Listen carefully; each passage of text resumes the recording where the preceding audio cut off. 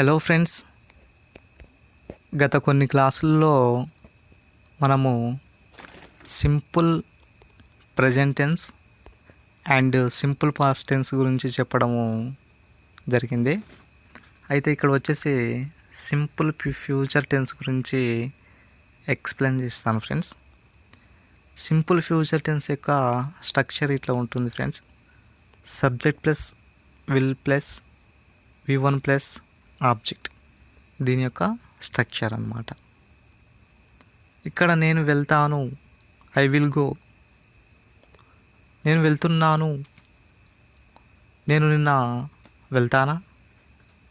ఇట్లా ఫ్యూచర్లో కాకుండా ప్రజెంట్లో అయినా పాస్ట్లో అయినా మనము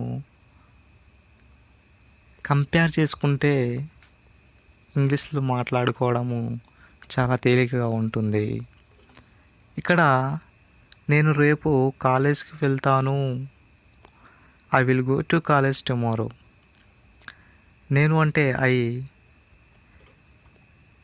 విల్ అంటే ఏంటి, ఫ్యూచర్ టెన్స్లో విల్ అనే హెల్పింగ్ వెర్బ్స్ వాడతాము కాబట్టి విల్ ఉపయోగిస్తాము.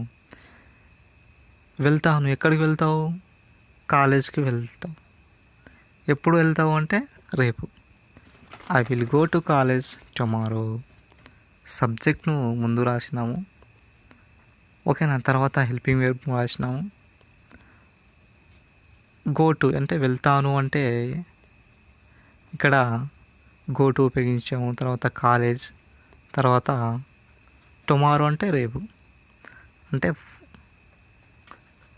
ఇట్లా సబ్జెక్ట్ అట్లాగే ఉండి ఆబ్జెక్ట్ సెకండ్ స్టేజ్లో వచ్చి ఇక్కడ మిడిల్లో ఉన్నటువంటి కాలేజ్ను మనము మిడిల్లోనే ఉంచి నెక్స్ట్ ఇక్కడ ఉన్నటువంటి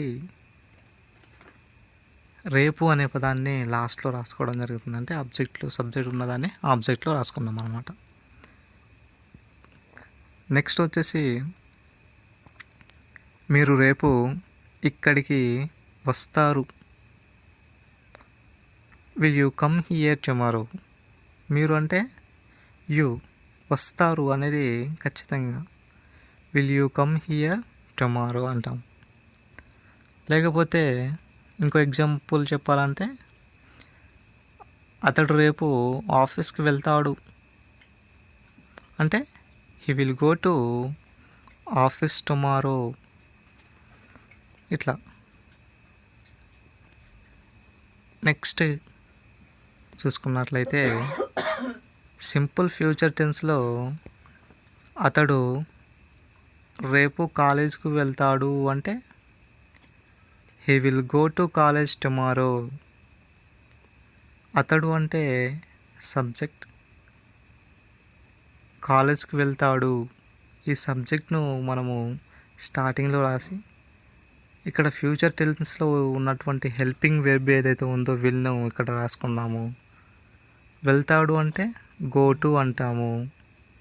నెక్స్ట్ కాలేజ్కు అంటే కాలేజ్, ఎప్పుడు అంటే రేపు అంటే టుమారో అనేది ఇక్కడ రాస్తాం. నెక్స్ట్ అతడు రేపు కాలేజ్కి వెళ్ళాడు అంటే నెగిటివ్గా ఉపయోగించింది కాబట్టి వోంట్, విల్కి వచ్చేసి వోంట్, షెల్కి షెల్ నాటే ఉపయోగిస్తాం. షాంట్ అనేది ఉపయోగించాం, వీళ్ళకి మాత్రమే వోంట్ ఉపయోగిస్తాం. అతడు రేపు కాలేజ్కి వెళ్ళడు అంటే he won't go to college tomorrow అంటాం. అతడు రేపు కాలేజ్కి వెళ్ళడా ప్రశ్నిస్తున్నాం. ఇక్కడ ప్రశ్నించినప్పుడు ఏం చెప్పాలి, హెల్పింగ్ వెర్బ్స్ అనేది ముందు రావాలి. అతడు రేపు కాలేజ్కి వెళ్ళడా అంటే will he go to college tomorrow అనేసి చెప్పాలి. నెక్స్ట్ అతడు రేపు కాలేజ్కి వెళ్తాడా, వెళ్ళడా, ఇది కూడా ప్రశ్నేగా. అతడు రేపు కాలేజ్కి వెళ్ళడా అంటే వెళ్ళడా అంటే నెగిటివ్ కాబట్టి వోంట్ అనేది ముందు ఉపయోగించాము, తర్వాత సబ్జెక్ట్ ఉపయోగించాము. సో ఇక్కడ won't he go to college tomorrow అనేది ఇక్కడ ఉపయోగించాము.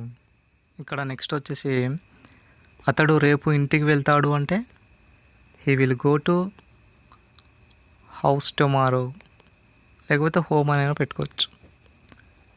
అతడు రేపు ఇంటికి వెళ్ళడు అంటే he won't go to house tomorrow. ఇక్కడ హీ అనేది సబ్జెక్ట్ కాబట్టి ముందు ఉపయోగించాము, వెళ్తాడు వెళ్ళడు అనేది. అదే మనం ప్రశ్నించినప్పుడు ఇక్కడ విల్ వోంట్ అనేది ఉపయోగిస్తాము. ఇక్కడ చూడండి ఫ్రెండ్స్, హీ విల్ అనేది ఇక్కడ వచ్చింది, అతడు రేపు ఇంటికి వెళ్తాడు. అదే ఇక్కడ చూడండి ఫ్రెండ్స్, వెళ్ళడా అంటే విల్ హీ, అంటే రివర్స్.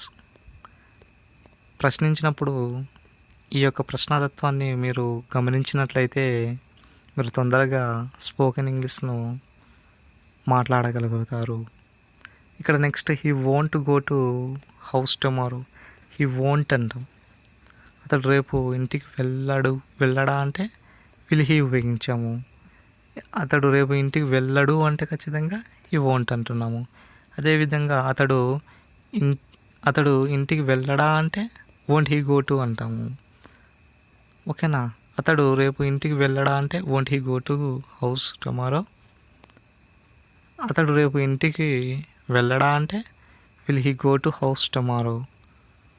సో ఫ్రెండ్స్, ఇంకా మరిన్ని వీడియోస్ కోసం మా ఛానల్ను